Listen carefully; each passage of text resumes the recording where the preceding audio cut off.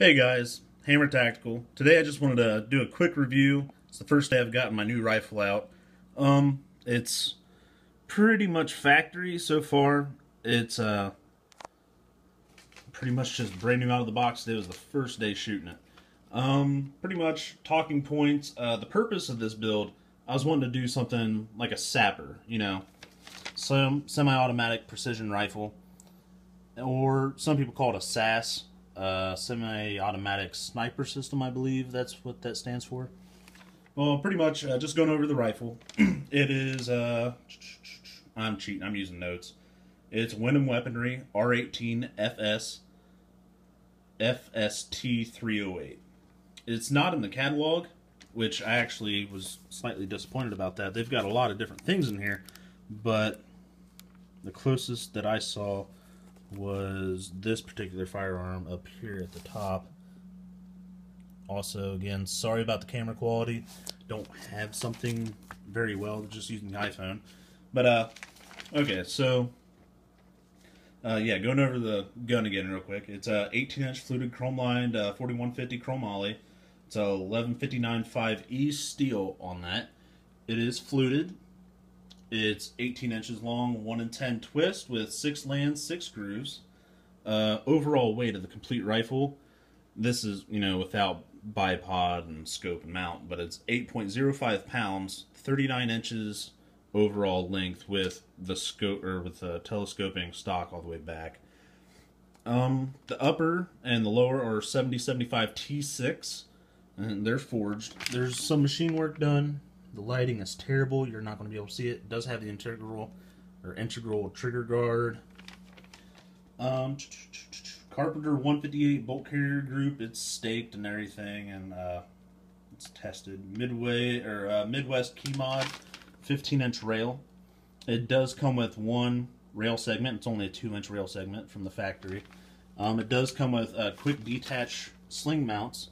There's places all over the weapon to put these in. You're not going to be able to see it that well right now, but it's right there. First overall impressions, the fit and finish were amazing. I can't emphasize on that enough. Everything just fits perfectly. Beautiful. Honestly, I also have to say, when I first got the rifle, it wasn't the exact one that I wanted. The barrel and everything's right except for the stock. I tried to get the one with the fixed stock. I'm not really upset about this. I think it makes the weapon weigh a little bit less, and, you know, it leaves me room to upgrade. It also comes with one 20-round PMag. That's actually holding the rifle up right now in this position. You know, you can't go wrong with PMag. Optics, that is the SWFA fixed 10 power.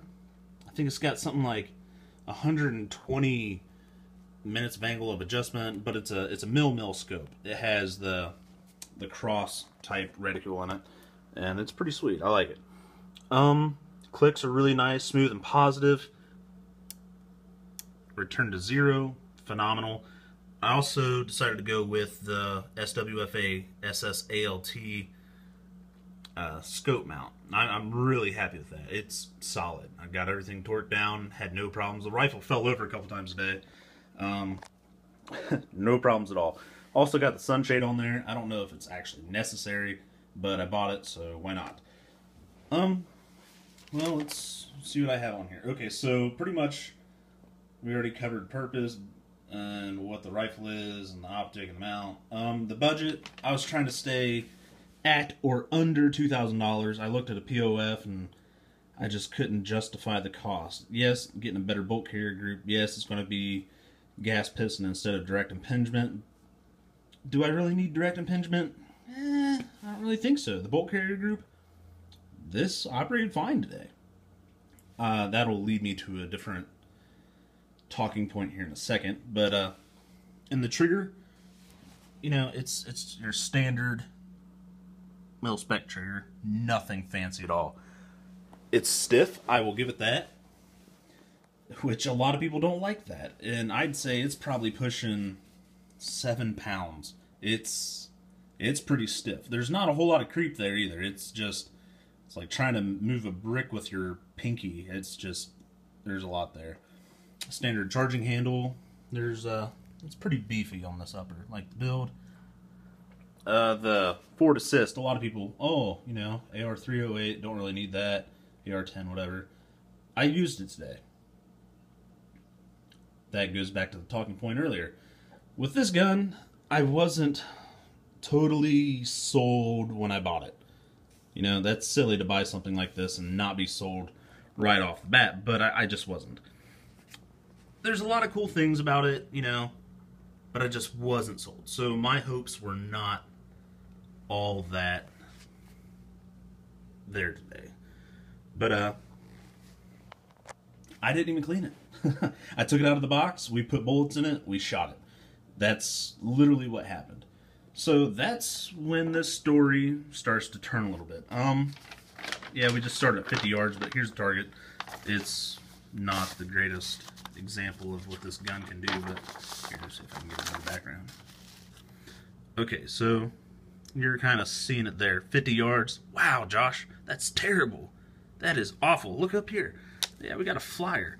This is Winchester White Box, 7.62, 51, 147 grain.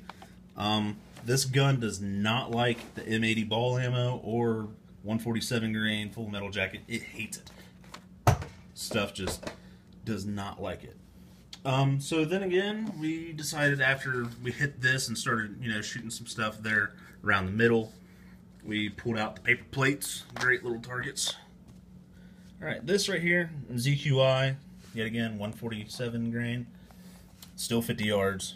The white box, pardon the duct tape, these boxes fall open and it goes everywhere. Made in Turkey. But yeah, 7.62, 51, 147 grain. There's a round up here, and 5-shot group. Then we switched over to the Perfecta 147 full metal jacket, which comes in this fancy looking little box. 308. It actually seemed to like the 308 better than the 7.62x51 all the way around. I'm not an expert on talking about the SAMI pressure and all that stuff, but I can see that it preferred it. We went back to the ZQI, or ZQ1 later, and it didn't like it so much still. Alright, so that brings us to this. Oh wow, yeah, they tied up. But that's still only 50 yards. Josh, why do you keep on shooting 50 yards? Well, I wanted to see what it liked before I went out further.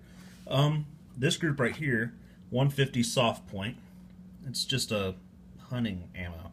Just a lead soft point, no point on it actually, really. It was just domed over and yeah, nothing much to it. It's pretty cheap. Then went down here. I still have some bolt gun ammo left over, and I was like, well, you know, maybe she'll like the 147 boat tail hollow point. So we went with Winchester Match, 168 grain. I didn't really think, oh, and that's a flyer from Dave shooting a Scar. But anyways, so maybe it was a little bit tighter with the Winchester, but oh well. So after this, we decided to stretch it out to 200 yards. Why not? Go big or go home. This is only 3 rounds. I'm happy. 1, 2, pew! That thing flew away over there. Don't know what happened. Probably me. I'm not, you know, I'm not an Olympic shooter or anything. But yeah, that was 200 yards, 32 degrees Fahrenheit, Windham, Perfecta 308, 150 grain soft point. It's kind of cold out. We did have some crosswinds. I don't think any of them actually exceeded 10 miles an hour. But yeah. There will be more to come on this build because, as I mentioned earlier, I wasn't really excited. I wanted it, but it was whatever. This is pretty much just a build for Hammer Tactical. I wanted to do a review. Here you guys go. I did, once we got home, go ahead and take it apart, cleaned out everything. As I mentioned earlier, we pulled it out of the box. I mounted a scope and we went to work. That's how this all happened. Oh, and that's a cheap Firefield bipod with a bipod adapter for the sling swivel mount. But yeah, so I cleaned it up, put some fire clean in it, cleaned out the barrel, cleaned up the trigger, bolt carrier group. I will tell you this gun sounds a lot smoother now. Before it sounded like, you know, a bag full of pebbles getting slid down a pebble road, I suppose. I don't know. It's just gritty, just sandpapery. Now, super smooth. And that's what I was getting ready to say earlier. I did have a failure to extract, or a failure to feed earlier. Couldn't really tell because I shot and there was a round that was jammed. That was also one-handed, kind of goofing off. And then I went to load around earlier. Bolt carrier group was locked in the locked back position. Hit the button on the back, and it came up. Didn't see all the way. Had to tap the button a couple times. Once I got the bolt carrier group out earlier, it was not what I'd call oil. Almost like a glue. Everything was super sticky. Got that all cleaned off. It feels like a dream now. Next time, again, I'm sorry for this crappy rendition with this terrible camera phone. Thanks, iPhone. We'll get some better stuff out, and we'll really go over this, and I'll get some range time. We'll get the GoPro out. But it's first impressions, and I am totally sold. 200 yards. I mean, come on, guys. It's not a bolt gun. This is... oh yeah, that's something else. Yeah, real quick, last point. The MSRP on this rifle is actually $1,700. I went to a local gun shop, ordered it in, $1,200. Like, you gotta be kidding me. Are you serious? Yeah, there's things I want to change. Trigger, it's like fighting tigers. You know, it's just so stiff and brittle and But the stock, I'm yet to really decide what I want to do. I thought the whole PRS or, you know, a UBR or maybe a Luth AR, whatever.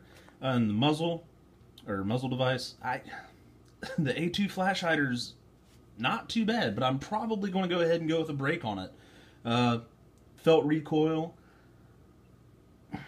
It bounced around. There was a couple times where I shot and lost target, and that's not something I'm used to. But then again, $1,200 plus scope and mount. Oh, scope $299.99. That's off the SWFA website. The mount was, I think, $60 or somewhere around that ballpark. Hogue overmolded grip. I was a complete hater when I first saw it and when I first touched it. But I like it. I cannot complain. It feels comfy. Everything's there. Yep.